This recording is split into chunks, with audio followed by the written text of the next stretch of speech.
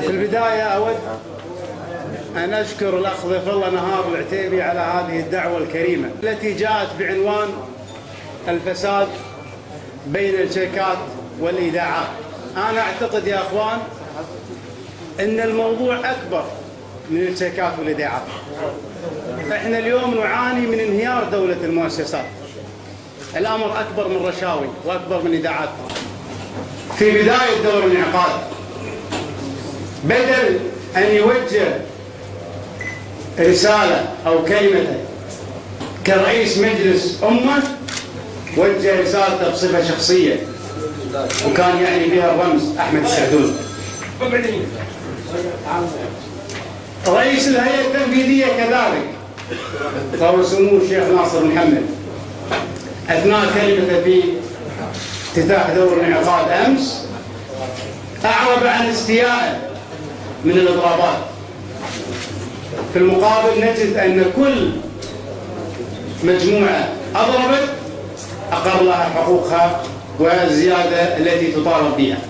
بينما في نفس اليوم في كادر المعلمين ومكافأة الطلبة نجد الحكومة أخذت تماطل وأجلت الموضوع، وهو بهذا المفهوم يكرس مفهوم واضح: أضرب حتى تحصل على حقوقك. احنا مشكلتنا الآن بالكويت تكمن أن الدولة تدار برأي شخص واحد. شخص واحد قاعد يدير البلد على مزاجه، ولا حد قاعد يوقع عن حده. مشكلة إذا كانت البلد تدار من شخص واحد وهو سمو الرئيس، تضيع البلد. حافظ إبراهيم عندما وصف سيدنا عمر بن الخطاب رضي الله عنه وهو سيدنا عمر قال: وما استبد برأي في حكومته إن الحكومة تغري مستبديها، رأي الجماعة لا تشقى البلاد به، رغم الخلاف ورأي الفرد يشقيها. نعم، رأي الفرد يشقيها.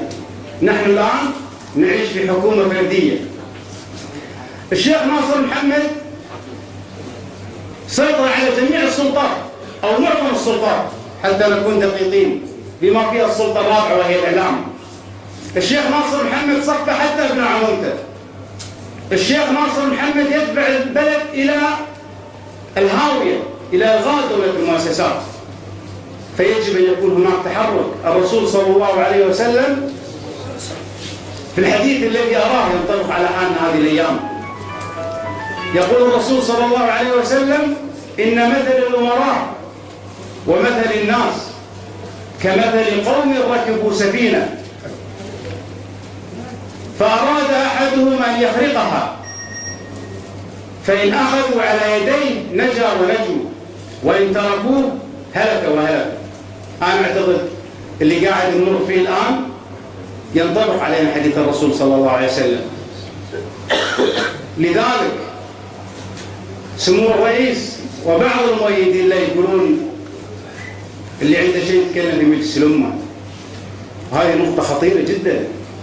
مجلس الأمة والبرلمان هو جزء من الديمقراطية وليس الديمقراطية كلها. وليعلم سمو الرئيس أن تونس فيها برلمان ومصر فيها برلمان، وبرلمانات قديمة، ولكن من أطاح بالفساد في مصر وتونس مو برلمان، هو الشارع من أطاح بالفساد. فيجب أن نفهم هذه الرسائل. أنا أتمنى أن يكون هناك تشكيل مجموعة كبيرة بعيدا عن إخواننا نواب الأمة وتذهب لمقابلة صاحب السمو. حنا اليوم ما عندنا إلا الله سبحانه وتعالى الأمير. اليوم ما عندنا أي ثقة في مجلس الأمة ولا عندنا ثقة في السلطة التنفيذية. فيجب أن يكون هناك حراك شعبي بالتوجه إلى صاحب السمو اللي أملنا فيه كبير بعد الله سبحانه وتعالى. الكويت الآن تتوجه نحو الهاوية. فأنا أتمنى أن يقوم رجال الكويت ويطلبون مقابلة صاحب السمو ويعرضون أن البلد قاعد تنهار. اليوم ما يقوم به سمو الرئيس ما حد سبق عليه في تاريخ الكويت.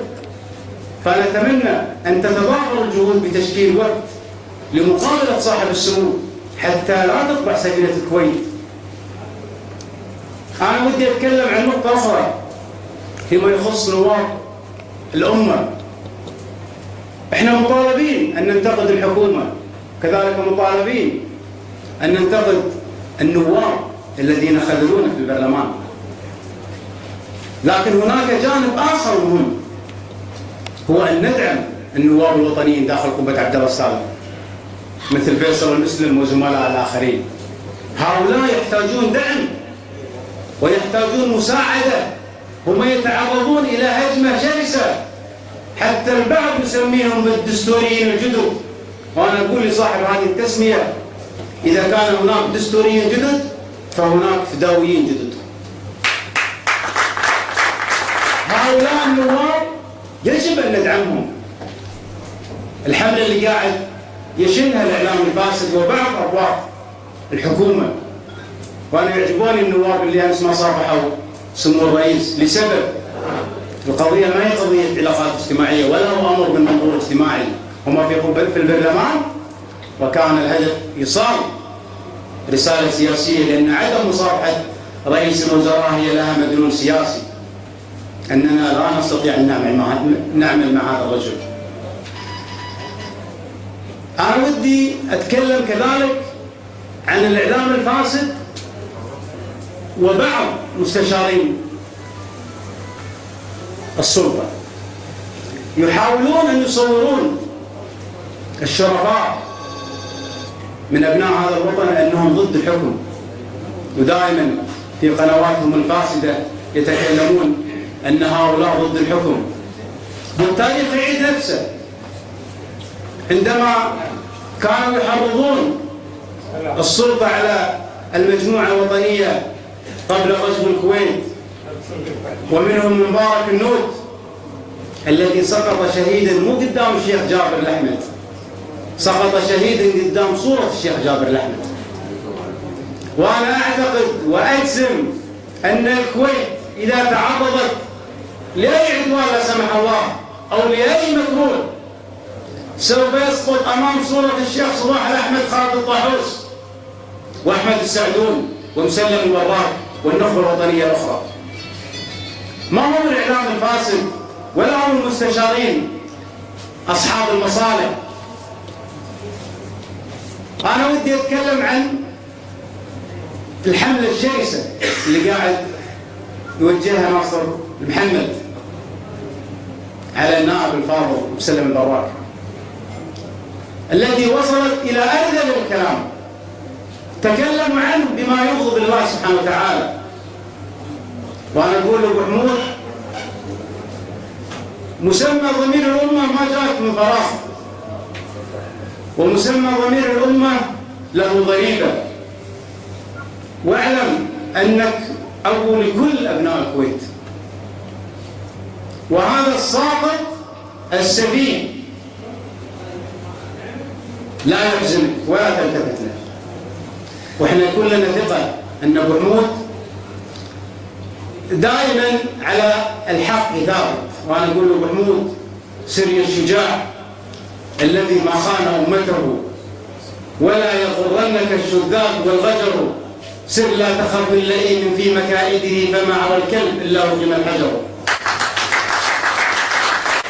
في الختام أود كذلك أن أؤكد وأشكر الأخ والله نهار العتيبي على إقامة هذه الندوة، لأنه يجب أن يستمر هذا الحراك الشعبي حتى تصل الرسالة لصاحب القرار. والسلام عليكم ورحمة الله وبركاته.